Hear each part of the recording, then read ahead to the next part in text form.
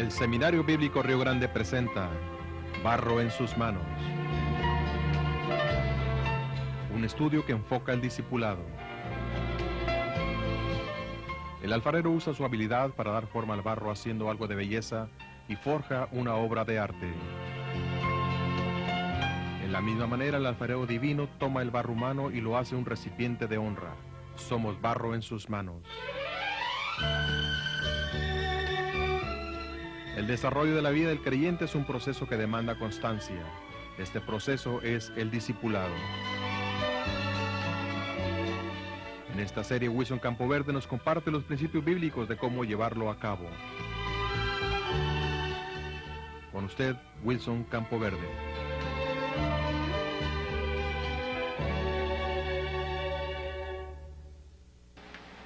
Un saludo.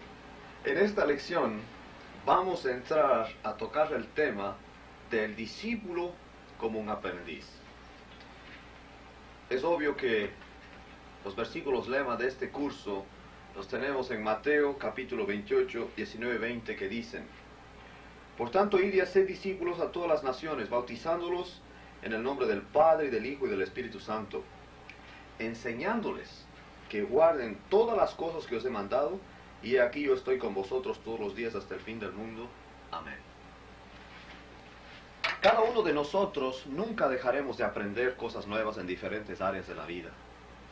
Entendiendo que discipular es ayudar al discípulo a adoptar las enseñanzas bíblicas y verle practicarlas tal cual el Señor dice, enseñándoles a que guarden las cosas que os he mandado, nos toca ahora entender el proceso de enseñar, aprender, que se desarrolla en el discipulado. Hablemos ahora del tema del trasfondo del discípulo.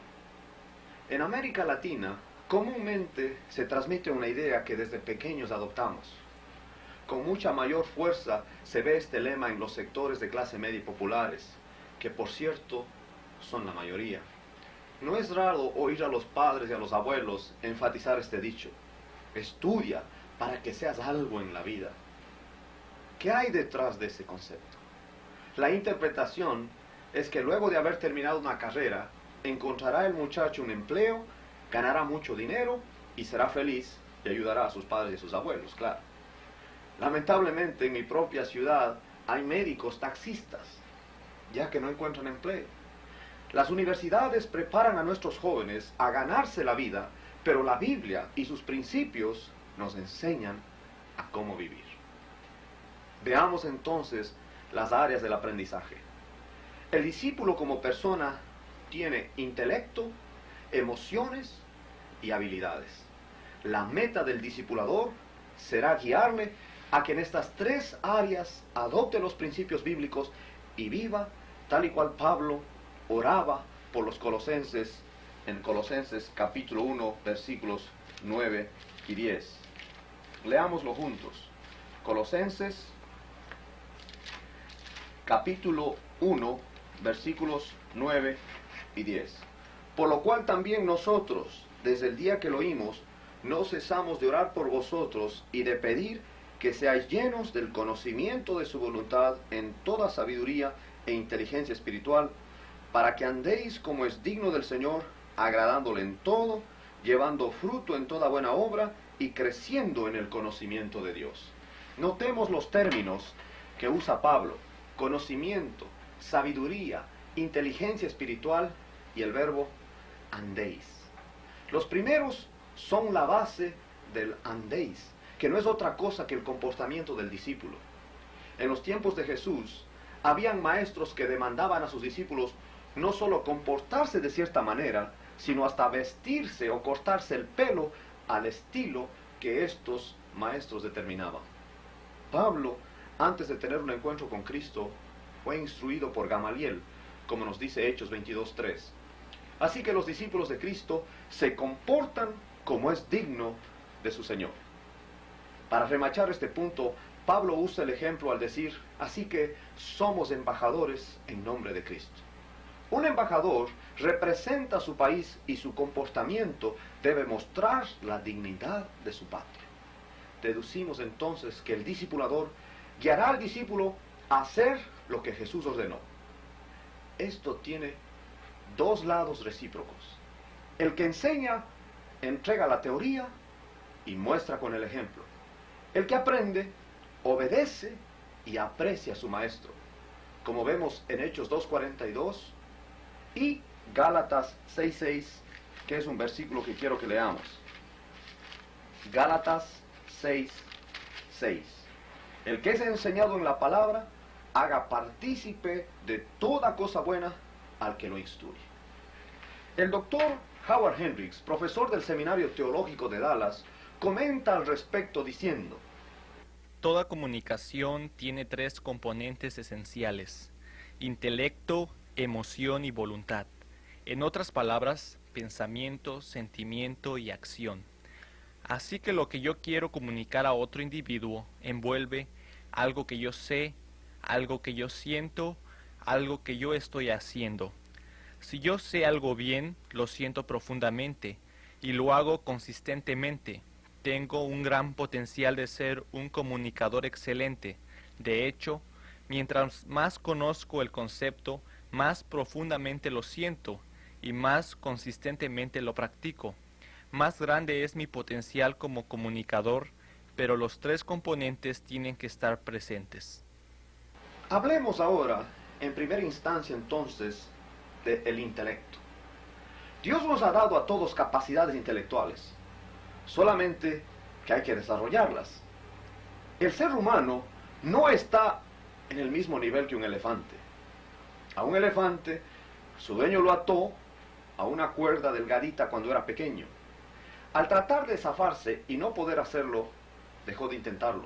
Ya grande, con tantas libras de peso, sigue atado a una cuerdita, porque si pudiera pensar, se daría cuenta que puede romperla con su fuerza. Hay personas que de pequeños oyeron por maltrato que no servían y se han quedado en ese estado. Quizás el lema de decirle a un niño, eres un tonto. No. Cada uno de nosotros tenemos capacidades, hay que desarrollarlas. Las buenas nuevas son que todos podemos aprender, y con la ayuda del Espíritu Santo no hay límites. Es más, si usted pregunta a un neurocirujano acerca de los cerebros que él ha operado, le contestará que todos están casi nuevos, no se han usado. Hablemos acerca del nivel de aprendizaje. Cada discipulador tiene que hacer un reconocimiento del nivel de desarrollo intelectual de la persona y así podrá ayudarle mejor. Hoy en día hay toda una ciencia que se dedica a analizar el tema de cómo enseñar a adultos. Dios no hace diferencia de personas y quiere que cada uno aprendamos. Por tanto, la tarea del discipulador es poner las lecciones a un nivel que el discípulo entienda. En la Biblia tenemos algunos casos tales como el de Felipe y el etíope en Hechos, el capítulo 8. Vamos a mirar juntos Hechos, capítulo 8, versículos 30 y 31. Acudiendo Felipe, le oyó que leía al profeta Isaías y dijo, ¿pero entiendes lo que lees? Él dijo, ¿y cómo podré si alguno no me enseñare? Y rogó a Felipe que subiese y se sentara con él. Esdras y la lectura de la ley al pueblo es otro ejemplo. En los dos casos se expuso la escritura de tal manera que entendieran, como vemos en Nehemías 8:3. También Pablo, escribiendo a los filipenses, les dice, por lo demás, hermanos, gozaos en el Señor. A mí no me es molesto escribir las mismas cosas y para vosotros es seguro, en Filipenses 3:1. Finalmente, leamos lo que dice Deuteronomio capítulo 6, versículos 4 al 9. Oye Israel, Jehová nuestro Dios, Jehová uno es. Y amarás a Jehová tu Dios de todo tu corazón, y de toda tu alma y con todas tus fuerzas. Y estas palabras que yo te mando hoy estarán sobre tu corazón, y las repetirás a tus hijos, y hablarás de ellas estando en tu casa, y andando por el camino, y al acostarte y cuando te levantes, y las atarás como una señal en tu mano, y estarán como frontales entre tus ojos, y las escribirás en los postes de tu casa y en tus puertas. Queda claro la necesidad de enseñar buscando siempre una manera para que el discípulo entienda. Esto nos lleva a evaluar por lo menos tres aspectos de nuestra práctica de la enseñanza. En primer lugar, el discipulador debe ser un estudioso de la metodología de la enseñanza. El discípulo abnegadamente desarrollará habilidades de estudiante dedicado. En segundo lugar, el discipulador se preocupa de que haya comunicación y comprensión en el proceso de entregar una verdad o principio al discípulo. El discípulo está abierto a aprender y a cambiar a la luz de lo aprendido. Y en tercer lugar, el discipulador no ve las dificultades que se presentan en el proceso de enseñar, sino que se esfuerza pensando en el fruto que resultará de su labor. El discípulo está listo para repetir el proceso recibido con otros. 3 niveles claves resumirían esta sección acerca del nivel de conocimiento, nivel de comprensión y nivel de aplicación. Así que tenemos conocimiento, comprensión y aplicación. Hablemos ahora de las emociones. Nada hay más hermoso que hacer algo que uno aprecia mucho, valora. Es por ello que las enseñanzas deben empezar desde pequeñitos. Qué hermoso es ver a un padre leyendo una historia bíblica a sus hijos. Los chiquitos están contentos, sentados en su rodilla, oyendo las historias. En la casa de Timoteo, su abuelita y su mamá le enseñaron las historias bíblicas. El punto es desarrollar un hambre y un ambiente en el cual el discípulo se sienta rodeado de amor y relacione las enseñanzas con momentos gratos. Otro aspecto es aprovechar los momentos enseñables o crear esos momentos. ¿Qué es un momento enseñable? Seguramente usted ha viajado en avión alguna vez, pero si no, le cuento que es muy fácil reconocer a los que vuelan por primera vez. Están nerviosos y cuando la aeromoza da instrucciones y pide que se lea el manual de emergencias, lo hacen al pie de la letra. No así los veteranos de vuelo que leen el periódico o no les prestan atención. Pero ¿qué tal si el piloto anunciara que perdieron una turbina y que aterrizarán de emergencia? Le aseguro que si les pide que lean el manual, todos estarían peleándose por uno. El momento de la crisis es lo que yo llamo el momento enseñable.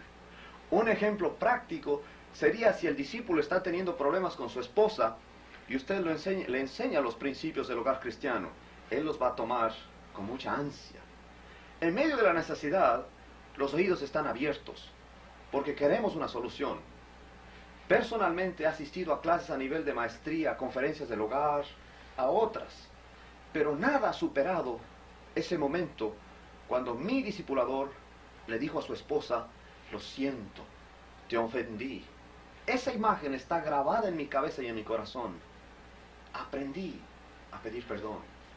He allí la importancia de tener una relación discipulador-discípulo que va más allá de un salón de clase o aula de escuela dominical. Nuevamente Hendricks tiene un buen ejemplo al mencionar a un maestro de jóvenes. Yo estaba tan impresionado que lo invité a almorzar a mi casa y le pregunté cuál era el secreto de su éxito. Él sacó una pequeña libreta negra, en cada página tenía un retratito de uno de los muchachos y bajo el nombre del mismo un comentario como este: tiene problemas con la aritmética, va a la iglesia en contra del deseo de sus padres, o desea ser misionero algún día, pero cree que no tiene lo que se necesita para ello. Yo oro sobre estas páginas todos los días, dijo él, y casi ni puedo esperar que llegue el domingo para ir a la iglesia y ver lo que Dios ha estado haciendo en sus vidas. Finalmente, quiero asegurarle que Dios tiene su propio estilo de enseñarnos a apreciar su palabra. Basta leer lo que dijo acerca de Saulo, porque yo le mostraré cuánto le es necesario padecer por mi nombre, en Hechos 9:16. Hablemos ahora de las habilidades. En mi caso, yo aprendí a hacer zapatos porque mi papá es zapatero. Recuerdo que cuando tenía 16 años quería aprender el oficio y le pedí a mi padre que me enseñara. Él me dijo: observa lo que hago. Así me tuvo por meses, hasta que un buen día me entregó los materiales. A cada momento tuve que preguntarle: ¿y qué sigue ahora? A lo que él me contestaba: por eso te dije que observaras. A la larga aprendí, y por un tiempo todos los jóvenes de mi iglesia tenían el mismo modelo de zapatos. Ahora usted imagínese por qué sería eso. El discipulador no solo enseña intelectualmente y crea un ambiente para que el aprendizaje se desarrolle con gozo, sino que da su ejemplo. Aquí está el meollo del asunto y la razón por la que se practica muy poco el discipulado. Al tener a alguien bajo su tutela como aprendiz, automáticamente tiene que cuidar su manera de vivir a tal punto que sus labios coordinen con su comportamiento. Estoy convencido que una de las razones por las que hay tantas divisiones en las iglesias es justamente el desprecio a la supervisión. Un ejemplo típico lo vemos en el evangelismo. ¿Qué les parece oír a un discipulador decir a su discípulo: ve tú y yo me quedo aquí para apoyarte en oración, o me quedo doblando folletos? El Señor, antes de enviar a los discípulos a evangelizar, les enseñó y les mostró cómo hacerlo, aunque a veces no entendían, como en el caso de la samaritana. Este es uno de los problemas grandes en los seminarios, ya que hay muchas ideas que llegan a ser abstractas y lejos de la realidad para los estudiantes. Imagínense cómo me sentía cuando me tocó bautizar a alguien por primera vez. Casi le dejo que se vaya en el río. Si no hubiera sido por uno de los diáconos que estaba a mi lado, se ahoga esa persona. Conozco un pastor que antes de casar a una pareja les aconseja por unos meses y a la vez les ubica en una casa de una pareja cristiana madura para que aprendan de ellos. Muchos de nosotros que hemos venido de hogares divididos, tuvimos una imagen errada en cuanto a cómo comportarnos cristianamente en el hogar. Nuestros conceptos de ser padre o ya de ser una madre, muy diferentes a los conceptos bíblicos. La diferencia está en tener a alguien que nos muestre cómo hacerlo. Veamos ahora el cuadro del aprendizaje. El proceso lo grafico de esta manera. La relación entre discipulador y discípulo. En primer lugar, le dice lo que tiene que hacer. En segundo lugar, el discípulo lo entiende y lo acepta. En tercer lugar, lo practican juntos. Claro, ahí está el ejemplo del discipulador al discípulo. Y en cuarto lugar, el discípulo sabe el qué y el cómo y lo practica en su vida. Así que, ¿cuál es el lema del discípulo? La relación entre discipulador y discípulo no dura para siempre. Pero una vez que el discípulo tiene las bases, le toca perseverar. Por ello quiero analizar de cerca el consejo de Pablo a su discípulo Timoteo en 2 Timoteo capítulo 3 y versículos 14 y 15. Pero persiste tú en lo que has aprendido y te persuadiste, sabiendo de quién has aprendido, y que desde la niñez has sabido las sagradas escrituras, las cuales te pueden hacer sabio para la salvación por la fe que es en Cristo Jesús. Analicemos el texto bíblico. Cuando él usa el término persiste, se refiere a mantenerse firme, como si estuvieras en combate y sigues combatiendo. Es la idea de perseverar, de no dar pie atrás. No voy a regresar, he decidido seguir a Cristo, no vuelvo atrás. De estar dispuesto a hacer frente y aguantar lo que venga en contra de lo que has creído y conocido.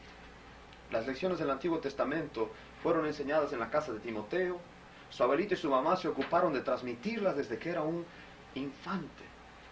Si pusiéramos estos versículos en un contexto de un joven que se dispone a recibir educación superior en la universidad, tendríamos a Pablo diciendo: ahora que vas a la universidad, al campo de batalla de las ideologías, tú persiste en lo que aprendiste.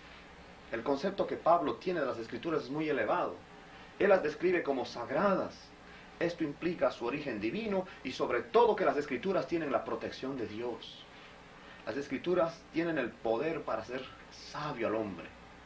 Si bien los escritos humanos son un diálogo entre hombres y sus teorías, las Escrituras permanecen para siempre. Su poder viene de la vida que Dios la dio a su palabra. Así como sopló en el barro y dio vida al hombre, así también sopló en las Escrituras y tienen vida, como dice Hebreos 4:12. El hecho de hacerle sabio implica que las Escrituras son suficientes. De hecho, el versículo 16 describe las áreas en las que se desarrolla la Escritura. Su poder no puede dar fruto si el hombre las rechaza o simplemente decide ignorarles. La base de la salvación está en depositar nuestra confianza en la persona de Jesucristo, quien murió y resucitó para pagar así el precio de nuestros pecados. Las Escrituras no solo nos conducen a esta vida, sino que nos hablan de cómo será nuestra vida en el más allá. Ningún mortal tiene capacidad de impartir tal sabiduría. Esta sabiduría solo viene de lo alto. es de procedencia divina. Hablemos ahora de comparar la sabiduría humana y la sabiduría divina. La palabra sabiduría viene del término griego sofía, que quiere decir habilidad, destreza, experiencia, prudencia, ingenio, cordura, erudición. De este término tenemos la palabra filosofía, que es muy renombrada en las universidades. Hay miles de personas que graduarán con un doctorado en filosofía en este año. Quiero que analicemos de cerca la mera filosofía y la comparemos con la filosofía bíblica. Es claro que las escrituras hacen a un hombre sabio, un filósofo, un amante de la sabiduría. La sabiduría tiene por objeto establecer conceptos, los más generales sobre el cosmos, el mundo, el hombre. Trata con las causas y los efectos, con el origen de las cosas. De allí los interrogantes del filósofo: ¿quién soy? ¿De dónde vengo y a dónde voy? Las tres preguntas que muchos jóvenes no pueden responder hoy. Si te pregunto: ¿y tú quién eres? Y las otras preguntas, ¿me podrías responder basado en los años de estudios en las clases universitarias? Hay miles de hombres viajando en el mundo que su meta es encontrarse a sí mismos. La filosofía comprende la psicología, la lógica, la metodología, la epistemología, la metafísica, la ética, y además están una serie de disciplinas llamadas filosofía aplicada, entre las cuales se destacan la estética, la filosofía del arte, la filosofía del derecho, de la religión, del lenguaje, de la economía, de la política, de la sociología y de la historia. Es obvio, después de ver tantas ramificaciones de la sabiduría, que es más valiosa la sabiduría a la riqueza. Todas estas disciplinas tienen el objetivo de hacer al hombre un ser que viva feliz y en paz con los demás. Lo curioso es darnos cuenta que mientras más educados estamos, más sofisticados se vuelven nuestros pleitos. Más evidente se hace la inmoralidad que ha existido desde la caída y degradación del hombre en Génesis. Así que vamos a aplicar la sabiduría a nuestra vida hoy. Pero ¿cuál sabiduría? La enseñanza bíblica tiene a Dios como el centro de todo. Tal como el Sol es el centro en el sistema solar, así Dios debe ser el centro de nuestras vidas. El momento que queremos hacer que Dios gire a nuestro alrededor, fracasamos, porque nuestra sabiduría es limitada y cambiante. La sabiduría humana se mueve en el ámbito de lo relativo, mientras que la sabiduría de Dios es absoluta. El sabio más grande que ha existido sobre la tierra, al final de su discurso dijo esto: teme a Dios y guarda sus mandamientos, porque este es el todo el hombre, en Eclesiastés 12:13. La Biblia afirma que Dios tiene vida en abundancia para quien le sigue y obedece. En Juan 10:10, el hombre en sus propios esfuerzos ha tratado de responder a la pregunta: ¿dónde se halla la felicidad? Y las respuestas han sido desalentadoras. No en el dinero, no en el placer, no en el poder militar, no en la incredulidad, no en la posición y en la fama. Se encuentra en Dios. El mismo Salomón dijo: y el que confía en Jehová es bienaventurado. Las escrituras son las que llevan a una persona a elegir el mejor medio con el fin de lograr la meta más alta. Finalmente, quiero analizar el proceso del aprendizaje, definiendo en primera instancia lo que es el aprendizaje. Lo caracterizamos como todo cambio de conducta resultante de una experiencia. Para que el aprendizaje se efectúe, hay varios elementos que debemos tomar en cuenta. Y son, en primer lugar, la capacidad de aprender. En segundo lugar, el ejercicio o la repetición que crea el hábito. En tercer lugar, la motivación. Se aprende lo que a uno le interesa. En cuarto lugar, la comprensión. El que aprende no responde automáticamente, sino que sigue indicaciones, signos medianeros para su fin. Está aprendiendo no movimientos, sino significados. Y quinto, la transferencia. El haber aprendido algo favorece el aprendizaje de algo subsiguiente. Definamos también lo que es la instrucción. De latín instruo, que significa edifico en.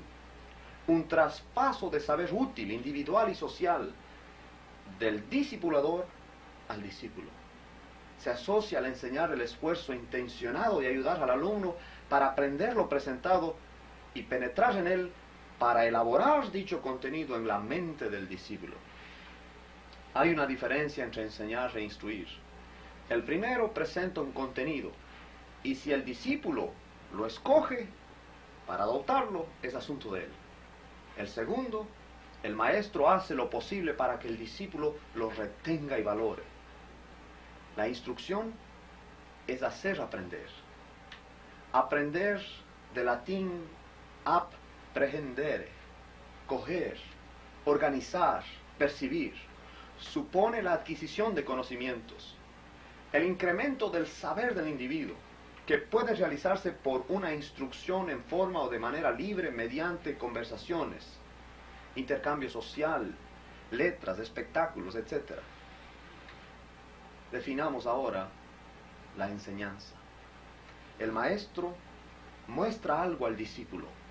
Para que se realice la enseñanza hay que considerar estos 5 elementos. El maestro, quien muestra lo que quiere enseñar, el acto enseñante, el acto de realizar la enseñanza, el método de enseñanza, la vía utilizada, el objeto o signo enseñado, y quinto, el discípulo a quien se le muestra el objeto.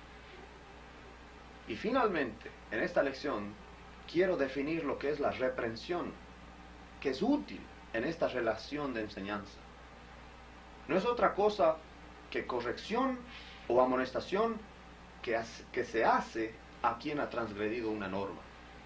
Esto tiene que ver con la exhortación, y en la relación hay espacio para la exhortación.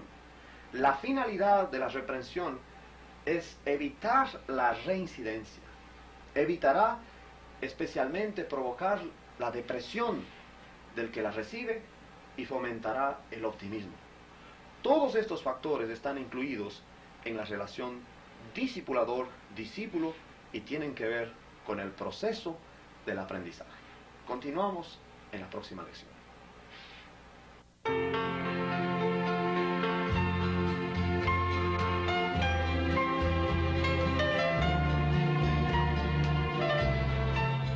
Le animamos a aplicar estos principios en su vida y a compartirlos con otros.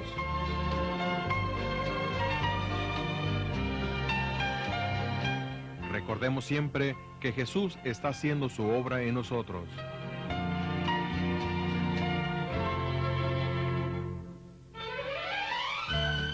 Le recordamos, antes de pasar a la siguiente lección, realizar los ejercicios que están en su manual. Y recuerde, Filipenses 1:6, que el que comenzó en vosotros la buena obra, la perfeccionará hasta el día de Jesucristo.